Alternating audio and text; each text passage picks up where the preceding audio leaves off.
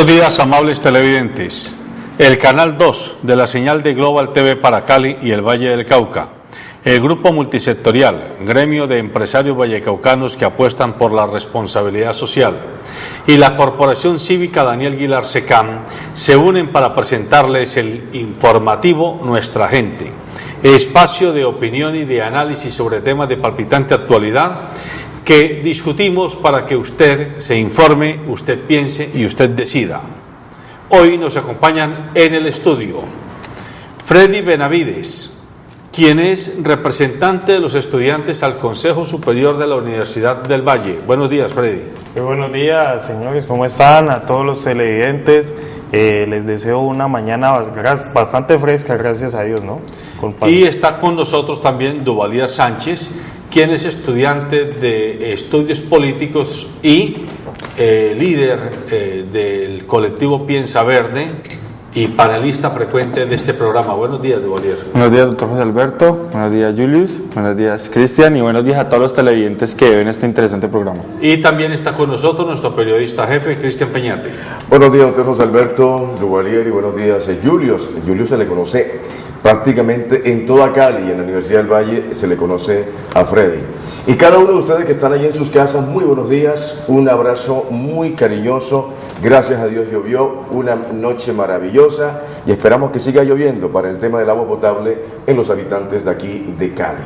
No olviden seguirnos a través de nuestras redes sociales, Informativo Nuestra Gente, encuentra Twitter, encuentra también Facebook, y también usted ya puede sintonizar www.canal2.com.co.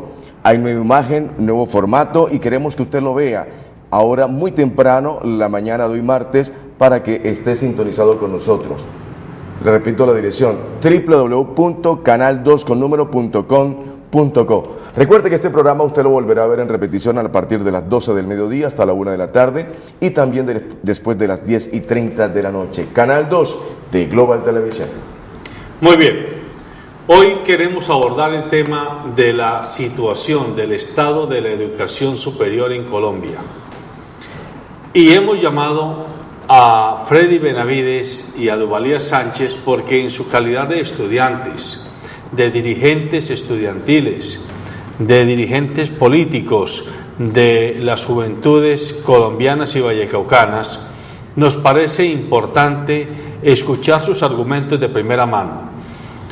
La MANE, que es la Mesa Amplia Nacional Estudiantil, que es como el espacio en el que confluyen las diversas organizaciones estudiantiles que están apostando por promover una nueva reforma, o mejor, un nuevo tratamiento a la educación superior en Colombia, a propósito de la iniciativa del gobierno de Juan Manuel Santos de crear una reforma a la Ley 30 del 92, que es la que regula la educación superior y que de alguna manera estaba muy focalizada a la financiarización de la educación superior, es decir, a trabajar en función del subsidio a la demanda, menos en función del subsidio a las universidades públicas y ponerlas a competir de tú a tú con las universidades privadas, generando un gran boquete por el cual al estudiantado se le llamaba a que buscara financiación a través del ICETEX y de entidades financieras tradicionales y menos a través del derecho a la educación pública gratuita o semigratuita, como es el ideal para muchos estratos poblacionales de nuestra sociedad. Un dato importante antes de comenzar a preguntarles a nuestros panelistas. En Colombia, el Estado colombiano gasta o invierte o usa más o menos 47 billones con B, de pesos colombianos en el servicio de la deuda, es decir, en el pago a las entidades financieras y a los organismos multilaterales para dineros que han llegado para la guerra, dineros que han llegado para otro tipo de menesteres, y solo invierte 2.5 billones en educación superior. Es decir, estamos hablando que un 5% de lo que el Estado colombiano utiliza para pagarle al sistema financiero colombiano e internacional es el equivalente a lo que el Estado colombiano invierte en educación superior para los colombianos. Comienzo por Freddy. Freddy, usted que es miembro del Consejo Superior de la Universidad, díganos, y les pido a ambos, ¿no?, con todo respeto y cariño, no me vayan a hacer arengas políticas, háblenme en plan de explicarle a los televidentes para que, como con plastilina, para que la gente, para que la señora que es ama de casa, para que el señor que es jubilado, pensionado, para el muchacho que no ha entrado a la universidad, para el obrero que nos está viendo y escuchando pueda entender. ¿Cuál es la posición de ustedes como estudiantes y por qué no como Consejo Superior de la Universidad del Valle frente a la problemática que hoy aborda Colombia con la pretendida reforma a la educación superior? Bueno, muchas gracias. Primero que todo, una claridad allí muy interesante. En la administración tenemos un término que se llama goodwill, que es el buen nombre que se ha ganado. Lo de la MANE como tal se forma como una expresión donde muchos actores con intereses políticos o no se unen para desarrollar unas movilizaciones el año pasado. Desgraciadamente allí hay una ruptura. Yo no estoy trabajando con la MANE. ¿Por qué? Usted lo acaba de decir ahora. Eso le han impreso un tinte político y eso se ha quedado con unos grupos, porque los que lo lideraron, hay que hacer al César lo que es del César, hay que reconocerlo, fueron unas colectividades políticas que hacen parte del proceso, digamos, del Polo Democrático Alternativo. Y yo pues con esa colectividad no me siento no me siento representado, y mucho menos cómo han manejado el cuento. O sea, ellos no le han dado una trascendencia como debe ser, que es la academia debe ser imparcial en ese sentido. Entonces, yo como representante estudiantil, yo hago el trabajo desde FENARES, que es la Federación Nacional de Representantes Estudiantiles, y es la legal y a la vez legítima interlocutora ante el Ministerio de Educación, que se debe llevar un proceso en donde donde podamos unir bastantes expresiones, sí, pero siempre y cuando se maneje de una manera imparcial. Desde el Consejo Superior hemos llevado y elevado la voz siempre del total rechazo a la propuesta que hizo el gobierno. ¿Por qué? Nosotros somos una universidad que no solamente tiene el carácter público, sino que es enfocada y su fuerte es la investigación, es para la producción científica. Es una universidad que mira los problemas de la sociedad de manera integral. No solamente es producir dinero, como lo decía, porque eso es tenemos que tener en cuenta de que la reforma a la Ley 30 de 1992 se viene proponiendo desde el Plan Nacional de Desarrollo del gobierno de Álvaro Uribe Vélez, que propone la educación para el trabajo, que no es otra cosa que producir dinero por encima de cualquier cosa. La gente dirá, bueno, sí, es que aquí lo que necesitamos es producir para generar empleo, así de una manera escueta, pero no vemos la trascendencia ni los puntos profundos de esa propuesta, es donde la calidad humana, las artes, la cultura, las ciencias humanas se dejan de un lado y definitivamente se sacan como del molde que debe tener la academia. Entonces empezamos a tener problemas de estos profesionales con falta de ética, por ejemplo. La gente dirá, bueno, o sea, ¿eso en qué repercute? Que un profesional piense en producir dinero y no tenga buenas bases humanísticas. Me comentaba mi mamá el otro día, me preguntaba alarmada, mijo, ¿usted qué está metido en el cuento? Por ejemplo, voy a dar un dato como para empezar el debate. Oiga, ¿cómo es eso de que un médico le va aplicando cualquier cosa en las nalgas a las muchachas para ganarse algún dinero? O sea, sabiendo ellos que eso es malo. Le digo, mamá, es que ese es el sistema precisamente occidental que nos están queriendo meter a la fuerza.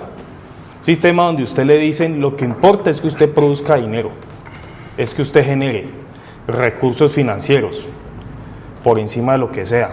Entonces ahí es donde caben ese tipo de situaciones. La reforma a la Ley 30 tiene un fondo, o sea, ese es el trasfondo. La gente dirá, bueno, o sea, ¿Cuál es lo malo? ¿Qué es lo que no dicen? ¿Qué es que la privatización? ¿Es que el ingreso de capitales? O sea, ese es el trasfondo. Mire, tuvimos una catástrofe natural de nivel mundial, que fue la quema del cerro de Cristo Rey hace días. ¿Cuál ha sido la gran noticia, el escándalo? ¿Dónde se sacudió todo el mundo por eso? O sea, ¿dónde está esa conciencia humana de decir, cuidémoslo? Porque eso desgraciadamente se da por descuido humano. Precisamente la educación pública aquí en Colombia, gracias a Dios, todavía está enfocada en gran parte, y hay muchas universidades privadas también, y eso hay que reconocerlo, en que uno debe ser un humano integral, no solamente estar enfocado a la producción de capitales. ¿Por qué? Porque nosotros somos personas sociales, hacemos parte de una sociedad. Freddy, a ver, vamos a hacer el paneo. Yo quiero preguntar a Duvalier. Pero yo quiero responder sobre lo mismo. Sí, pero yo creo primero que usted precise, ¿usted hace parte del MANE, de la MANE o no? El colectivo Piensa tiene un representante en la MANE y en la MALE que se llama John López Benavides, y integra, digamos, la MANE, está en constante presencia en todos los congresos, y asimismo han dado aquí origen a la MALE, la Mesa Amplia Local Estudiantil. Como tal, entonces dentro del colectivo están allí 2 personas y uno que nos representa muy fuertemente. Incluso hemos hecho foros y debates en la Universidad Santiago de Cali con presencia de la congresista Ángela María Robledo, de uno de los líderes de la MANE, y el senador Camilo Romero estuvo presente por videoconferencia, y de la Afromane, creo que se llama Mane Afro, unos representantes de allí. Fue muy interesante, muy bueno, y así estamos constantemente, digamos, aportándole al debate. Entonces ahora sí, trate de decírnoslo con plastilina. ¿Dónde está la almendra del problema que ustedes ven? La reforma a la ley 30. La ley 30 es la ley que regula la educación superior en Colombia. Es decir, allí está todo el tema de recursos, financiación, cómo trabaja, el tema de la calidad, todo. La legislación sobre educación superior está en la ley 30, no la reforma. Esta es de 1990. Ya cumple 20 años. Exacto, es de 1993. Una sociedad cambia mucho en 20 años. Y por tanto los niveles de educación, la educación también se transforma, los avances en investigación, las necesidades que salen también se transforman. En este sentido, el gobierno y la academia siempre ha pedido una reforma. Creo que siempre hemos dicho se necesita una reforma para mejorar la educación superior. Pero ¿qué hizo en esta oportunidad? La reforma nace de las entrañas del gobierno sin consultarle, digamos, a la academia, a la sociedad civil, incluso a los gremios, que siempre lo hablamos acá, es importante porque en últimas ahí está la producción y también, digamos, sale la academia a producir. Entonces el gobierno produce esta reforma, y ¿qué es lo que ve? O sea, cuando uno hace una reforma, una política pública, hay un problema que quiere darle solución. Sí. Entonces, en este orden de ideas, el gobierno ve que cada año salen de la educación básica secundaria 800.000 estudiantes. Si no es más. Las cifras están en 800.000 y cada vez aumentan, obviamente. Ellos ven que al 2014 van a tener más de 3.000 estudiantes, digamos, para darle educación superior. ¿3.000 o 3 millones? No. O sea, cesantes, qué pena. 3 millones. 3.600.000. Exacto, 3.600.000. Entonces dice, esto ya se me convierte en un problema. Y con la accesibilidad a la educación superior, como está de difícil, la gratuita, la pública, la que es de todo, la que no importa clase social y podemos ingresar, entonces necesitamos darle solución. Entonces ve ese problema. El primer problema que ve el gobierno es ese, y plantea una reforma.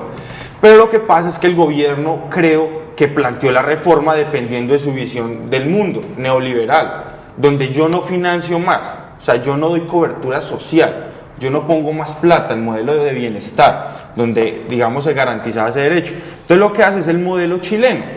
Colombia se parece mucho al modelo de Estado y de sociedad chilena. De hace más de 30 años, Duvalier. ¿Dónde? Exacto. Donde yo financio es al estudiante. El estudiante, entonces tengo un banco, que eso es un banco, el ICETES funciona como un banco. Entonces dice, miren, vamos a financiar con 2 billones más el tema de educación superior. Una parte va a ir para investigación, otra va a ir para financiamiento y otra va a ir para darle a las universidades. Pero de eso le va a dar 700.000 millones al ICETEX y solo 400.000 para distribuir entre las universidades. Lo que va a hacer es darle recursos a un banco para que el estudiante vaya a pedir un préstamo bancario y él pueda estudiar. Y eso termina siendo una deuda impagable, insostenible, que entonces no soluciona nada, absolutamente nada. Duvalier, yo quisiera plantear algo, y con el permiso de nuestro director, el doctor José Alberto, de plantear los 4 puntos que coloca el gobierno sin consultar a ningún estudiante, y lo que creen ustedes, por qué lo rechazan y qué propuesta tienen en torno a esta situación. Por ejemplo, en el primer punto que plantea el gobierno, las empresas privadas tienen que invertir un dinero para poder, como dijo inicialmente Freddy, de comercializar o sacar dinero o sacar algunos dividendos en ese sentido. Pregunto, el gobierno planteó esta primera reforma en el primer punto de articular y mirar que la empresa privada entra. Para ustedes que son estudiantes y usted como representante ante el Consejo Superior de la Universidad del Valle, ¿cómo ve esa situación y qué mecanismo en contra plantea usted el gobierno para salir adelante en ese primer punto? Mire, yo les comentaba ahora detrás, o sea, yo estuve en Cuba haciendo un estudio precisamente cómo se debe o sea, cómo el Estado puede financiar y que eso sea rentable y que eso sirva y que esa sea una inversión de parte del Estado a través del gobierno como su administrador y que eso rente y que eso sirva y que eso produzca. ¿Qué es lo que hace? Como lo decía Duvalier ahora, es que el tema es tan amplio, yo puedo hablar de una cosa o Duvalier de otra, o sea, es que el tema es muy amplio, o sea, y es complementario y no nos va a alcanzar mucho el tiempo para hablar completo de eso, pero abordémoslo. Mire que es bastante triste ver cómo, como decía Duvalier, cómo se adopta copia y pegue modelos como para salir del paso, decir, bueno, el problema es que en 1992 hay que aclarar, según los expertos, y con razón lo tienen, la ley nació muerta. Cuando la sancionaron, dijeron, no, eso va a tener un problema. ¿Por qué? Hay un tema muy importante ahí, la financiación. Porque lo único que se hace es que se actualiza. Hay un error en el concepto, por lo menos cuando se dice, es que aumentaron el salario mínimo tanto. No lo aumentaron, simplemente lo actualizaron al ingreso. Entonces, así mismo se va haciendo, así se hace, los ingresos de las universidades se han venido actualizando, no se ha aumentado. Se ha congelado no solamente la parte del aporte del gobierno, sino que también se han congelado las plantas de docentes, se han congelado muchas, lo que es la inversión, en parte en infraestructura. Entonces, el gobierno dice, bueno, la más fácil, aquí el problema es de plata, vamos a ponerle. Entonces creamos una figura en donde no tenemos consejos académicos y consejos superiores, sino juntas directivas, en donde un empresario puede decir, listo, yo invierto, pero hago parte de unas acciones allí. Entonces es un gran error. ¿Por qué? Porque yo invierto, pero empiezo a imponer unos intereses particulares. ¿Qué ha pasado? ¿Eso en qué se traduce? Bueno, yo soy la empresa X, produzco llantas, un ejemplo. Entonces yo invierto, pero yo necesito que se cree un programa para que la gente se capacite en producir llantas, porque es que yo soy el que estoy poniendo plata. Grave error. ¿Dónde se da con sus derechos? Pues. A ver, si me permiten, yo quisiera pedirles con la venia de ustedes que me dejen hacer de preguntador, porque es que a mí me mortifica mucho. Este programa está de cara al televidente, no está de cara a nosotros que somos posiblemente expertos, que manejamos la jerga, que tenemos información familiarizada. Suplico a los panelistas que tratemos de hablar de cara al televidente. Las preguntas que a diario se hace la gente. Yo hago algunas preguntas y ustedes me las responden y les pido por favor que sean lo más concretos posibles. Pregunta primera. El padre de familia que financia el estudio de sus hijos o el estudiante que se autofinancia, cuando no entra a la Universidad del Valle, en el caso nuestro, o a la Universidad del Pacífico, que está quebrada en Buenaventura, ¿sí?, y en el resto de la costa pacífica, o a la Universidad Nacional de Palmira, y que el hecho de que estoy hablando de universidades públicas no significa que entren totalmente gratis, pero digamos lo que son las más baratas del proceso. El padre de familia o el estudiante que entra a la Universidad Javeriana, a la San Buenaventura, a la ICESI, a la Santiago de Cali, a la Cooperativa, a la Antonio Nariño, a cualquiera de las universidades privadas, tiene que desembolsar como mínimo 5 millones de pesos semestrales, como mínimo. entre el valor del semestre y las adendas que tiene el costo semestral. Si hacemos una cuenta por 10 semestres, estamos hablando de un capital a valor de hoy de 50 millones, que proyectado pueden ser 65, 70, 80 millones de pesos. Y hoy tenemos estudiantes que llevan hasta 10 años buscando trabajo en el oficio para el que estudiaron y no lo encuentran.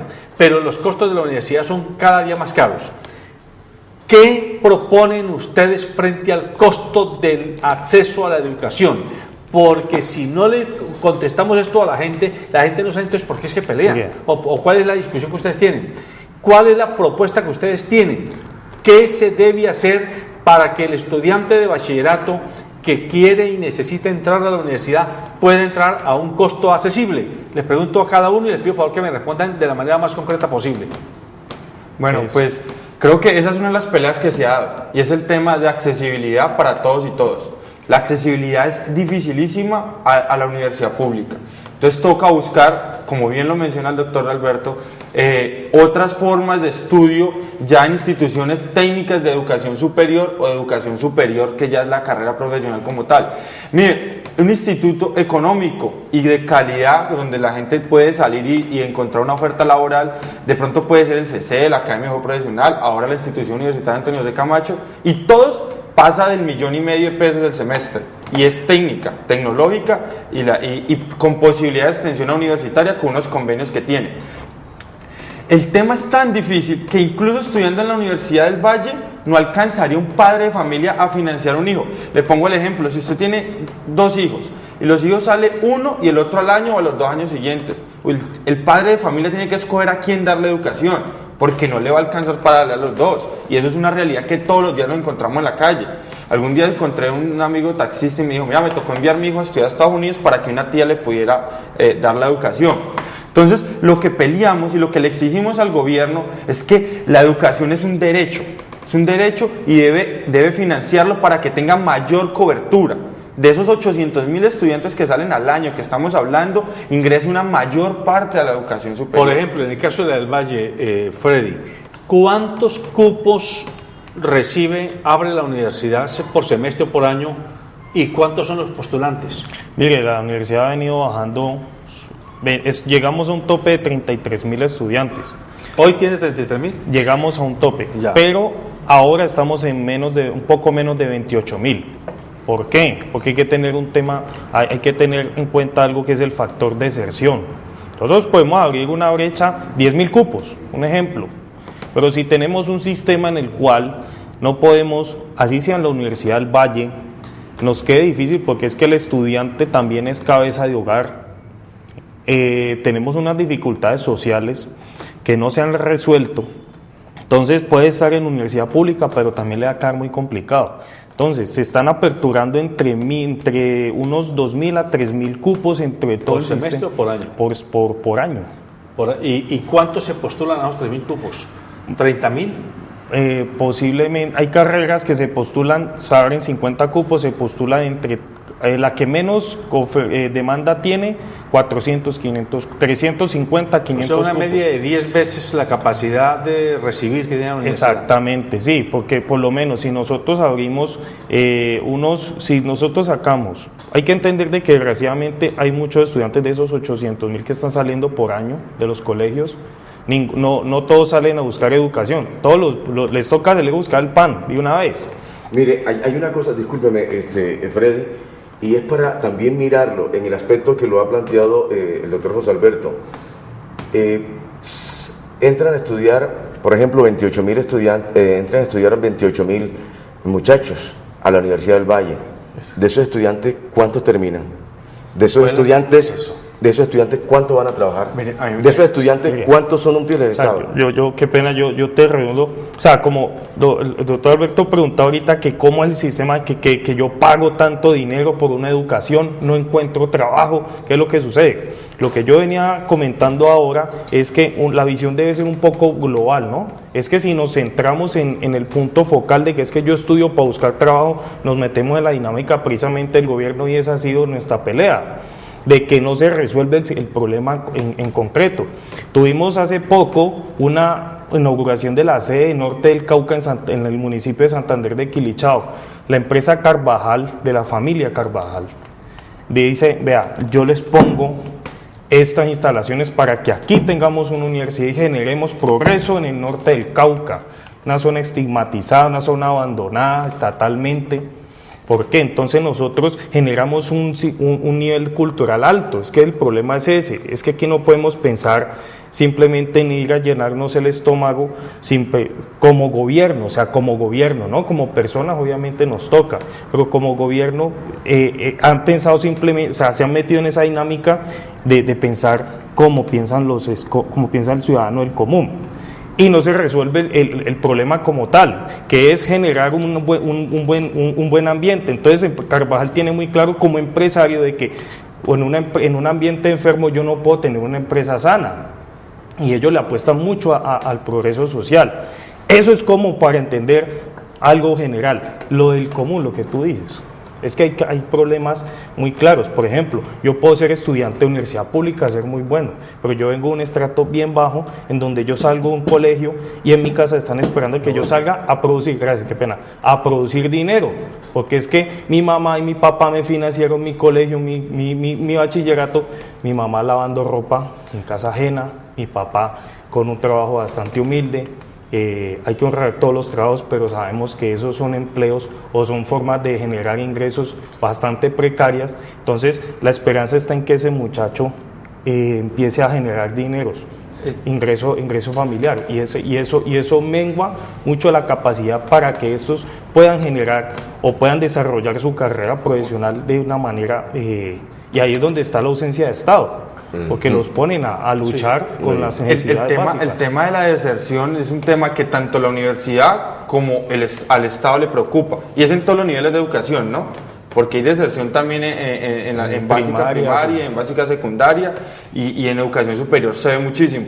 Yo creo, me corrige Julio si no estoy en lo cierto, que es alrededor de, digamos, del 30% de los que empiezan, terminan graduándose, y no todos al mismo tiempo. Bastante alto. O sea, sí, claro, bastante ¿no? alto La universidad porcentaje. pública es que me lo voy a hacer esta cuenta. Una persona, lo mínimo que puede pagar es... Yo vi en el barrio Antonio Nariño, es estrato 2, estudié en el colegio Camacho, es público, llevé los recibos y me dijeron, mire, yo pagaba 16.000 pesos a 160.000 al año, eso me lo divían como si fuera una pensión, 16.000 pesos, y lo mínimo era 160.000 por la matrícula para mi carrera, es lo más barato que podía haber. Listo, uno paga eso. Pero resulta que es que usted para ir diario a estudiar, usted se gasta 3.000 pesos de bus. Exacto. Se gasta, por clase usted le van a pedir fotocopias, y las fotocopias van entre 1.000 y 2.000 pesos, mínimo. Entonces ya vamos en 5.000. Y si usted le van a pedir, digamos, usted tiene que almorzar, y el almuerzo en la Universidad del Valle, afortunadamente es de las únicas, es la única en todo el país que todavía está financiado, tiene subsidio y vale 1.800 pesos. De todas maneras vamos en 7.000. Un solo hijo. Haga usted la cuenta al mes y multiplique. Y verá que termina siendo un dinero que un padre de familia o unos padres no alcanzan a costear. Es que es difícil. Nosotros peleamos una vez un paro cuando llegamos al semestre y subieron 50 pesos el almuerzo. Y la gente nos decía, pero ustedes por todo pelean. Óyeme, mire las cuentas que le hago y verá si no termina siendo mucha plata. O sea, ya ir a 7.000 pesos, transporte, fotocopias y el almuerzo, ya es algo muy grande. Eso termina siendo un problema que la gente empieza, los padres hacen el esfuerzo. Vamos, mijo, sobre el camino vemos cómo sacamos esto adelante.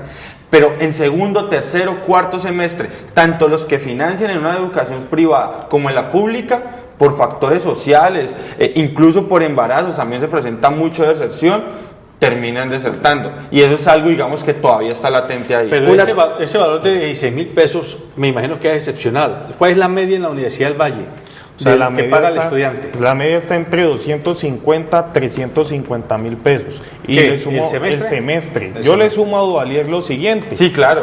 Que mucho, lo que yo decía ahorita, Duvalier hizo una cuenta muy maravillosa allí, de que esos estudiantes, aparte de que le toca el autofinanciarse eso, vendiendo, ahí tenemos un problema. Mire que se ha proliferado mucho la venta ambulante dentro de la universidad. Cierto. Entonces el estudiante le toca buscarse con venta de minutos, de dulces o algo, financiarse. ¿Y sabe qué es lo peor? Aparte de financiarse la cuenta que hizo Duvalier, le toca llegar a la casa y decir lo del recibo, lo del hermanito, lo del pan, lo del desayuno, también le toca aportar en la casa, porque también gasta en la casa, porque tenemos que tener en cuenta que viene de estrato socioeconómico bastante precario, donde todo el mundo tiene que aportar para poder subsidiar. Freddy, mire, antes de ir a la nota y Duvalier, yo quisiera plantear algo y para analizar, pero después de esta nota, referente a que hay empresas muy sólidas en Colombia que están buscando, y yo no sé cómo es el acuerdo que hay. Yo creo que ustedes conocen más de este tema, el acuerdo que hay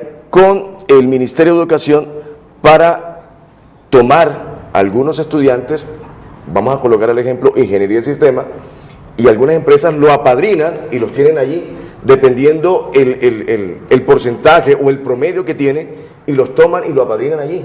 Y cuando terminan, los colocan los vinculan y empiezan a trabajar.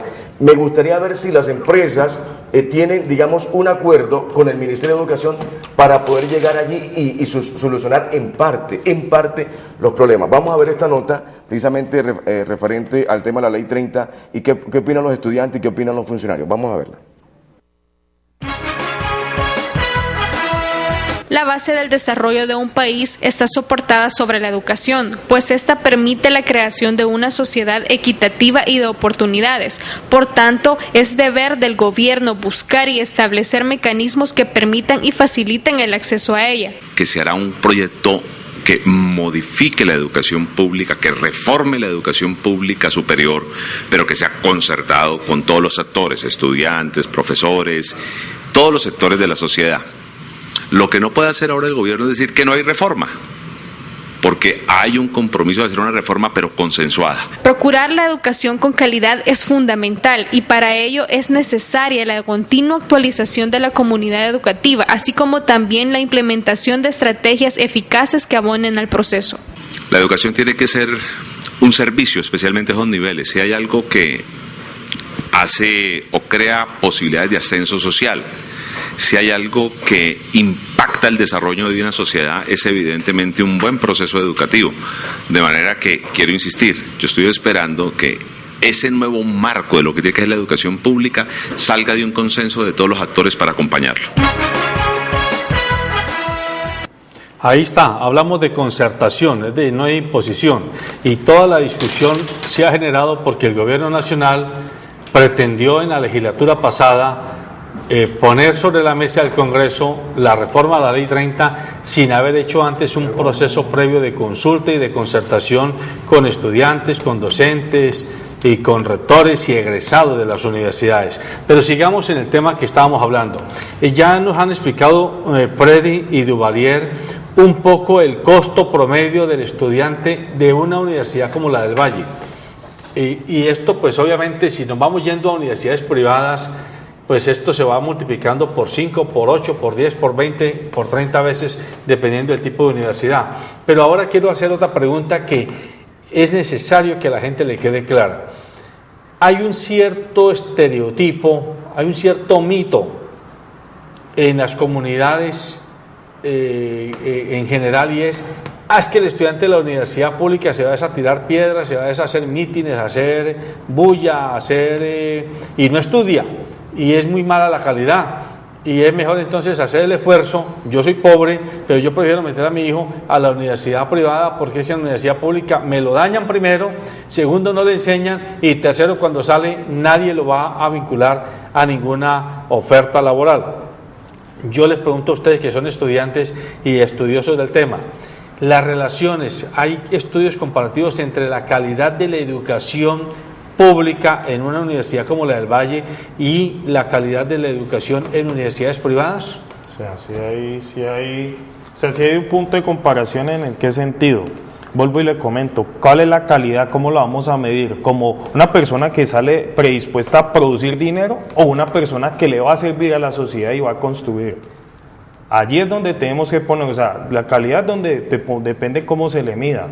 Obviamente, entonces tenemos una educación basada en formación humanística Y allí es donde decimos, la universidad pública como la Universidad del Valle va por encima de todas. Pero sin desmeritar el esfuerzo de muchas universidades privadas que han hecho un esfuerzo muy grande, por ejemplo la Universidad Santiago de Cali con una promoción de becas muy importante a poblaciones de minorías étnicas para que puedan asistir, puedan ingresar a la educación superior. Allí nosotros tenemos que tener en cuenta lo siguiente: desgraciadamente tenemos un manejo de medios de comunicación muy precario a nivel nacional. Aquí tenemos unos noticieros que van a las universidades públicas cuando hay algún disturbio de esos que son hechos aislados, eso no tiene nada que ver. Lo negativo.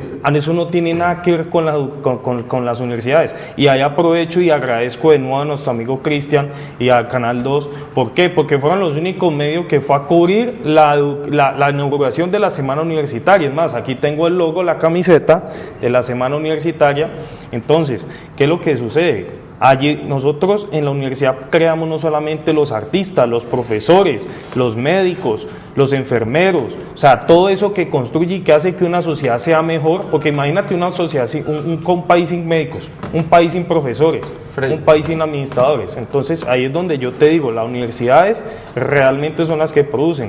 Desgraciadamente tenemos unos medios de comunicación que son sensacionalistas y muestran una yo creo que la Universidad del Valle tiene, a pesar de todos los problemas y digamos del estigma mediático, la mejor calidad de la región e incluso del país. Creo que está en el escalafón, en el ranking entre las 3 primeras universidades del país. Es la más reconocida en Europa. Bueno, y las publicaciones de los docentes son de carácter, digamos, internacional. Ahora bien, y digamos respecto a las universidades privadas, también reconozco que la ICESI hace un esfuerzo muy grande por tener una calidad en su educación importante, pero el costo también es altísimo, o sea, el costo es muy alto. Ahora bien, sobre el tema, digamos, ya de los problemas y la percepción, sobre todo, que se ha generado desde los padres de familia, y es una realidad. Le doy la razón, doctor Alberto, lo escucho todo el tiempo. Cuando alguien dice, yo le preguntaba a amigos, ¿por qué no estudias en el Valle con ese IFES? No, es que me dieron una beca en la Autónoma y mi papá dijo que allá me graduaba más rápido y no iba a tener paros. Los paros son un miedo, ¿no? Los paros constantes son, digamos, a todo el mundo espanta. Pero lo que sí digo, y una vez siento mi posición porque construyo mis propias posiciones sin importar, digamos, si le caen bien al común denominador de la universidad. El tema digamos, de los enfrentamientos entre encapuchados y fuerza pública, miren, la universidad no puede ser una trinchera.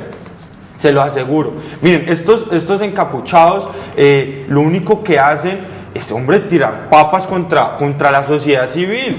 Es que es contra la sociedad civil. ¿Quiénes pasan por la 13? Sociedad civil. Claro. Óyeme, eso no puede ser ¿Quiénes van en un bus? No, sí. Personas y además, miren, no hay mensaje.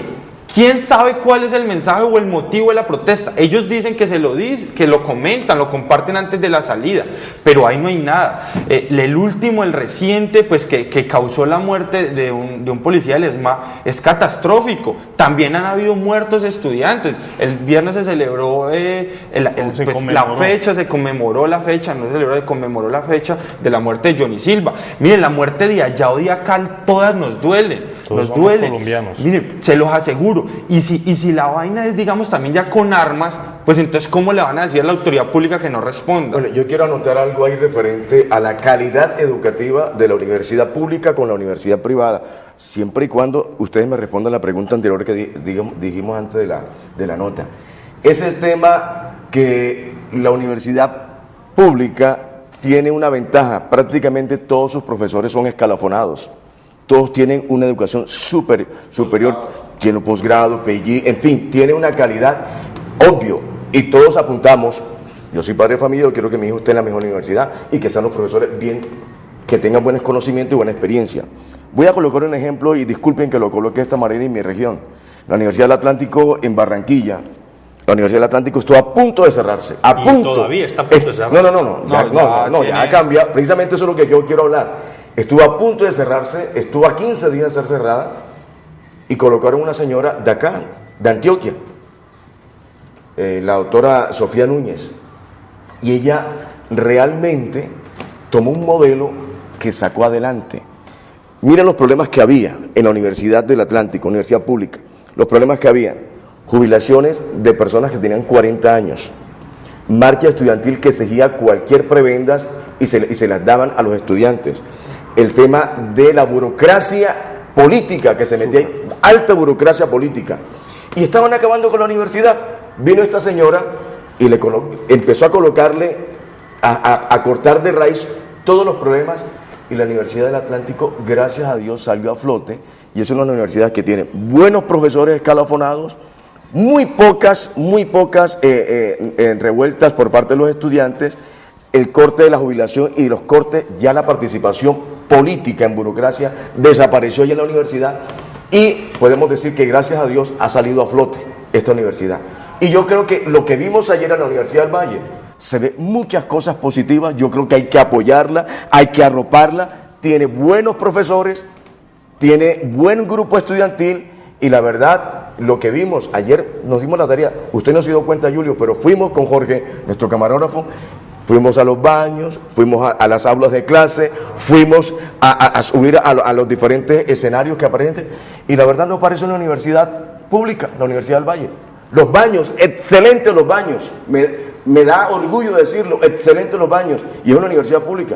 Me llena de orgullo, siendo colombiano, que esto pase en una universidad nuestra, y yo les felicito y echen hacia adelante, pero sí hay una diferencia entre la universidad pública y la universidad privada. Los alumnos que son egresados a la universidad pública salen bien dotados, salen bien apetecidos por las empresas, y vuelvo al tema. Pero venga, de todas maneras es importante que no hagamos como esa separación tan artificial de que sale mejor. No, doctor, sino la calidad que muestran cada uno de los profesores. Tenemos que en la universidad privada también hay calidad. Claro. Y que y la prueba es que en las empresas hay personas de uno y otro sector.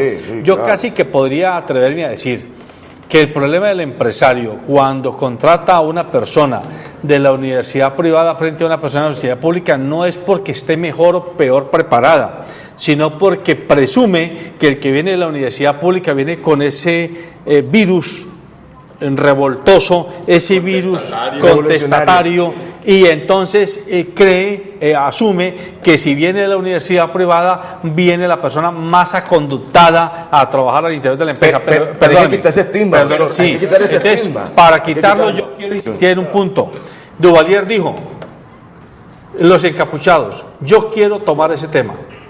La MANE, y me parece muy mortificante que hoy día al interior de la Mesa Amplia Nacional Estudiantil hayan divisiones, y muchas veces divisiones orquestadas desde afuera, porque si algo mostró la MANE en el año anterior fue la capacidad propositiva de los estudiantes, y una capacidad propositiva inédita, no la conocíamos en Colombia. Muchachos y muchachas pintados, muchachos y muchachas con trajes vistosos, muchachos y muchachas con flores, muchachos y muchachas dando abrazos, muchachos y muchachas dando besos, muchachos y muchachas que estaban haciendo escenografía en las calles y no tirando papabombas y no encapuchándose. Entonces, y con resultados. Eso hay que seguirlo reivindicando, y ese derecho hay que mantenerlo. Pero, doctor Alberto, yo le quiero decir muchas gracias a Cristian. Ayer estuvimos a José, el ganador de Yo Me Llamo, ayer en la Universidad del Valle, sede de San Fernando. ¿Por qué? Él es estudiante de Contaduría Pública de la Universidad del Valle, de la sede de Cartago. Entonces, es una muestra de todo el talento que desarrollamos aquí en la Universidad del Valle. Lo de los baños, por ejemplo, no es por darme una cuña, eso es una campaña que venimos haciendo, y yo soy el que la he venido liderando, pero tú lo viste, que es una campaña de mantener el campus como debe ser. Y lo que usted dijo, o sea, ¿cómo está el año pasado el movimiento estudiantil y cómo está ahora? Mire, yo lo dije ahorita, yo no hago parte de la MANE ahora, sí hice parte cuando éramos un grupo, cuando teníamos unos intereses comunes. Yo fui el que dirigí la marcha del 7 de abril del año pasado, que fue la gran marcha nacional. Aquí en Cali salimos a marchar 16.000 estudiantes y profesores. Yo fui el que negocié para que no estuviera el SMAT. La policía y el gobierno tenía presupuestado de que Cali, después de esa marcha, quedara como Hiroshima después de la bomba atómica, y no fue así. O sea, fue la única ciudad donde no hubo ese tipo de tropel. Y usted lo dijo ahora, cuando se hace la división, cuando se impregnan unos intereses políticos, que es de allí, desde afuera, como usted lo acaba de decir, le agradezco por esa apreciación, empiezan a hacerse esas fragmentaciones. Pero pues, hombre, y ahora pues yo quisiera hablar sobre Dejamos que contestemos. Claro. Hay un televidente, discúlpame, digamos, Julio. Buenos días al televidente, su nombre y de qué parte nos llama de Cali. Aló, Sí, buenos días. buenas, para decirles, Su nombre, por favor. mi nombre es Fabián Lemos, Díganos, don ¿De Fabián. dónde nos llama? ¿De qué parte nos llama? de aquí de Cali. Ok. Díganos. Es que a ustedes que les va a interesar sobre el tema, a ustedes que les va a interesar sobre el tema de los jóvenes que se dan besos y todo. Listo, muy bien. Gracias, Fabián, por su participación. Bueno, No hemos entendido el mensaje. De todas maneras, nuestras líneas telefónicas están abiertas para que ustedes participen. Queremos que lo hagan de manera respetuosa, queremos que lo hagan. Esto es un programa en vivo y en directo, es para informarle sobre la situación de los diferentes temas que tenemos aquí. Estamos abordando el tema de la Ley 30, la reforma estudiantil, precisamente los estudiantes. Hay otro arista que quisiera pedirles a Freddy y a Duvalier que toquen de cara a nuestros televidentes. Usted intentó hacerlo ahora al principio cuando habló de Cuba. Hay un periodista argentino que se llama Andrés Oppenheimer que escribió un libro que se llama Basta de historias. El libro ya tiene 2 años de publicado. Este tipo lo que hizo fue una investigación de campo en 50 países del mundo, donde él personalmente y con su equipo de investigadores se fue a China, a Rusia, a Sudáfrica, a Japón, a Noruega, a Finlandia, a Holanda, a Estados Unidos, a Canadá, a México, a Brasil, a Argentina, etcétera, y comparó qué pasaba, por qué unos países iban más adelante que otros, y el denominador común, conclusión, la educación. La inversión y la calidad de la educación y la oferta educativa es lo que marca la diferencia. Puso ejemplos fundamentales. Entonces yo les quiero preguntar a ustedes han estudiado cómo, por ejemplo, las empresas, a propósito de lo de Carvajal, en países como Estados Unidos, uno va a Boston y uno encuentra un centro, el MIT, allá, donde hay puros hangares, cada uno con un nombre de empresa, porque las empresas son las que han financiado esas instalaciones, y además las empresas son las que financian los laboratorios y las empresas son las que financian a los investigadores. Entonces uno diría, pues que la empresa está apropiando del conocimiento. Eso tiene mucho de largo y mucho de ancho, pero necesitamos que la empresa se meta a promover la financiación en educación e investigación. Pero, bueno, no alcancé a responder la otra. Va relacionado precisamente a la pregunta, las empresas privadas. Sí. Creo que este tema causa escozor, ¿no? En el tema de la educación pública, cada que se habla de empresa privada, capital privado, privatización, genera allí unas resistencias fuertes. Sobre el tema, pues después de reflexionar mucho, yo vi la propuesta del gobierno y efectivamente dice que a nivel mundial, y muestra unos ejemplos de Brasil, alguno de Corea, si no estoy mal. Singapur. Sí, sobre cómo la inserción del capital privado ha ayudado a fortalecer el tema de educación superior. Sobre el tema, yo hasta cierto punto lo creo, digamos, viable. ¿Y en qué sentido? Y creo que en San Fernando hay un muy buen ejemplo de esto. La empresa privada hace consultorías, contrata a empresas, consorcios privados para sus investigaciones en mejoramiento de producción, materiales o innovación, tecnología. Si ese capital que él invierte en otro privado, lo invierte en los super laboratorios que tenemos en la universidad pública, lo invierte en los super docentes, o sea, el recurso humano que tenemos en la universidad pública, creo que eso ayudaría muchísimo.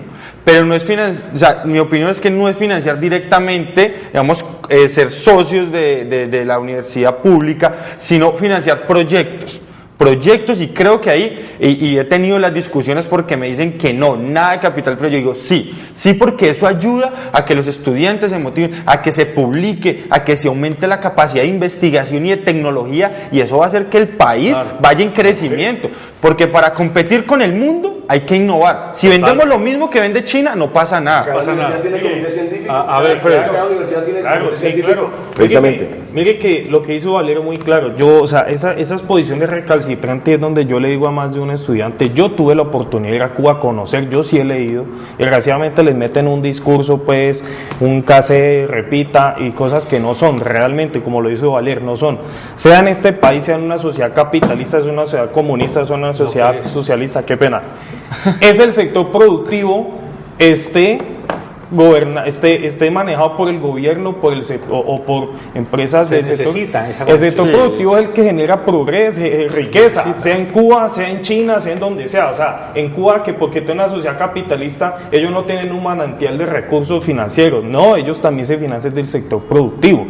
Y es allí donde tenemos una gran diferencia en un punto en donde que yo quiero que abordemos, que es la autonomía universitaria, que es el autogobierno, que ese es el que han cogido, el marco legal bajo el cual han cogido unos bandidos, yo tengo que decirlo así, unos bandidos a coger las universidades públicas de guaridas, como lo decía ahorita, un poco más discreto Valier, pero así es, sí. Lo han cogido de guaridas las universidades públicas y a meter un discurso y a coger estos muchachos que desgraciadamente están en proceso de formación y pues los aprovechan como caldo de cultivo. Gracias a Dios eso se ha venido disminuyendo, porque desgraciadamente eso ha mostrado que no da fruto. Bueno, usted me dice que como Carvajal ha venido demostrando o sea, ¿cuál es el aporte del sector productivo que debe haber? Y mire, yo quiero, si es posible, que si se pueda hacer un enfoque aquí para que las personas, para que las personas entiendan aquí, creo que aquí en el panel lo ven.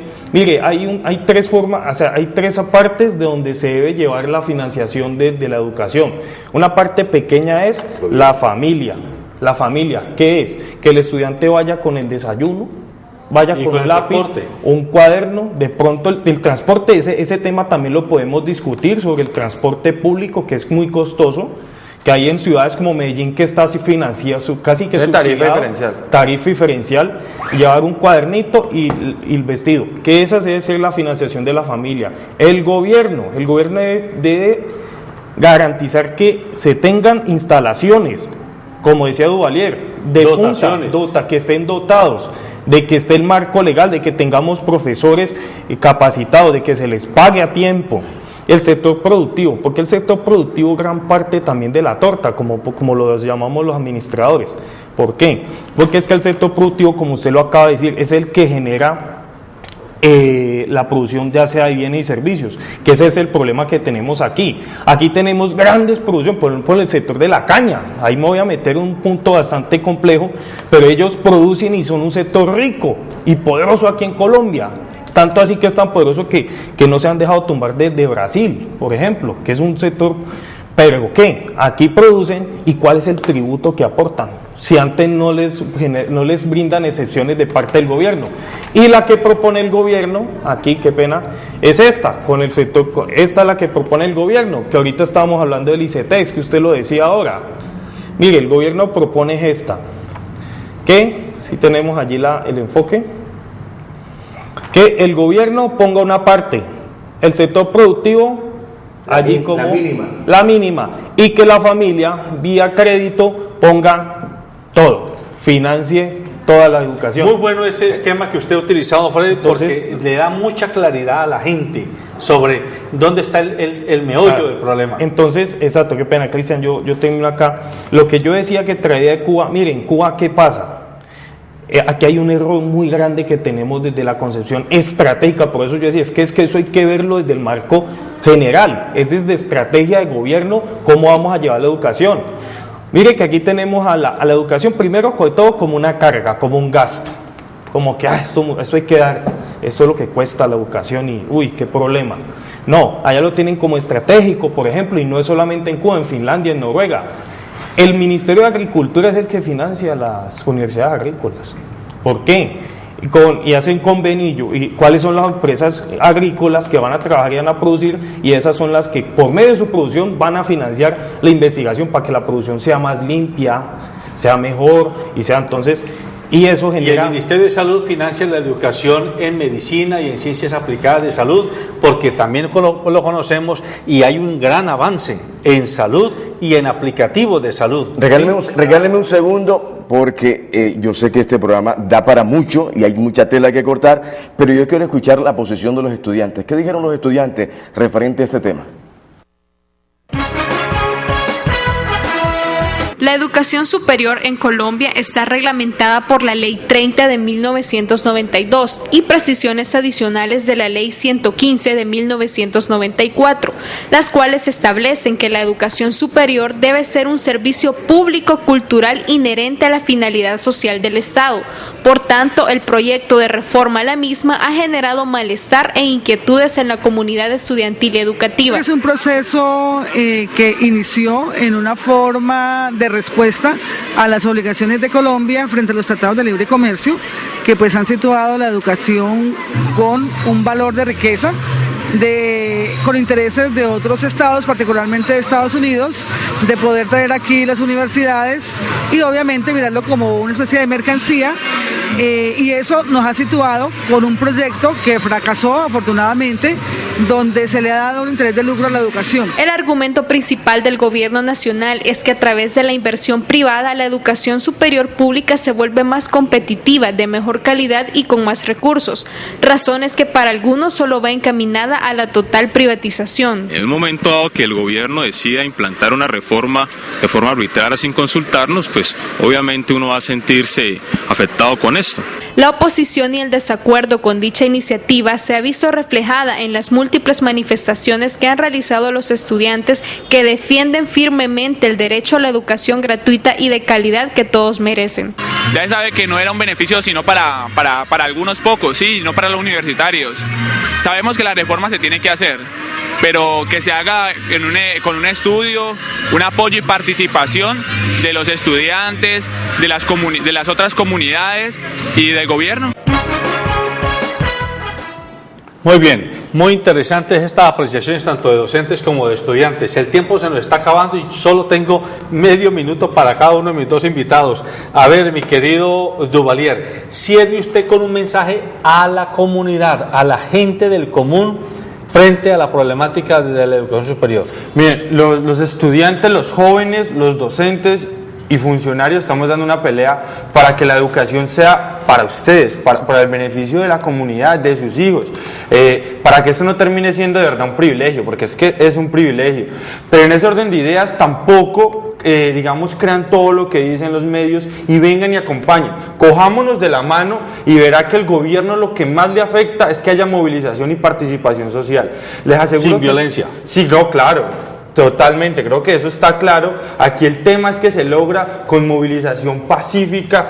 Es que lo que logramos fue abrazar la sociedad civil, porque estábamos alejados. En el momento en que la abrazamos, tumbamos la reforma. Su último mensaje, medio minuto. Bueno, primero que todo, a todos los colombianas y a todos los colombianos, queremos decirle que los estudiantes estamos trabajando por verdad, dejarle un mejor país a nuestros hijos y a los hijos de nuestros hijos, porque esa es la consigna. Y como lo dijo el compañero Valier, en cierto momento que los requiramos, los llamamos para que todos juntos defendamos nuestros derechos fundamentales. La educación y la salud, por ejemplo, no son privilegios, son derechos fundamentales y de calidad que necesitamos, todos tenemos derecho a él. Ojalá que las empresas privadas se proyecten, tengan, digamos, algo propositivo, unos proyectos propositivos para los estudiantes que están terminando sus profesiones importantes en cada una de las universidades. Vincúlense a empresas y eso va a favorecer a nuestro Estado colombiano. Muy bien. Se nos acabó el tiempo, amables televidentes. Recuerden que este programa tiene el propósito de informarlo para que usted piense y usted decida. La educación superior no es un privilegio, es una necesidad estratégica del país. Si tenemos la mayoría de nuestra población joven y adulta formada a nivel de educación superior, vamos a tener mayor capacidad competitiva. Y educación superior no es solamente en el sector privado, ni es educación para el trabajo, es educación en ciencias básicas, es educación en ciencias sociales, es educación en ciencias de la vida. Es decir, necesitamos mucha inversión del gobierno, del sector privado, de las familias para que hagamos de la educación un verdadero camino de desarrollo hacia esta globalidad en la que hoy, en el mundo moderno, nos movemos los colombianos. Buenos días.